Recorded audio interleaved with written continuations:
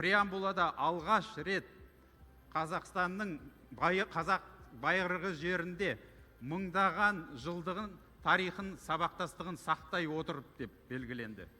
Жалпы кез келген преамбула ұлттың мінезін көрсететін, оның ділін, оның рухын көтеретін ережелер орындалады.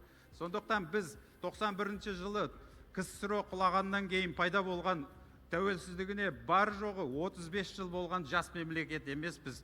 Бұл ереже біздің тарихымыздың тереңде жатқанын көрсетеді. Мыңдаған жылдық, сондықтан біз онымен мақтануымыз керек, оны әрқашан сезініп жүруіміз керек. Әділетті Қазақстан идеясы Конституцияда белгіленіп отыр.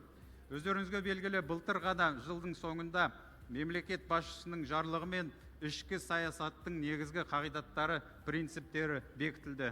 Онда әділетті Қазақстан идеясы біздің еліміз тең мүмкіндіктер елі деп белгіленді.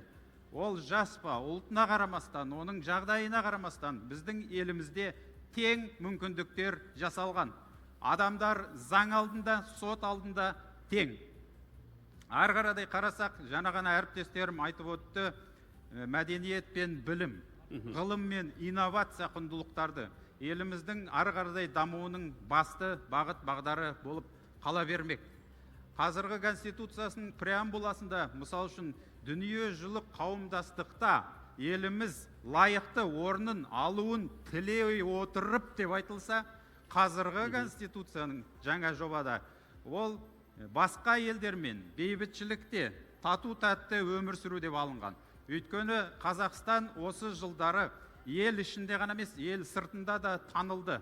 Біріккен ұлттар ұйымының тең мүшесі, халықаралық қоғамдық арасында өзінің лайықты орны бар деп біз айта аламыз.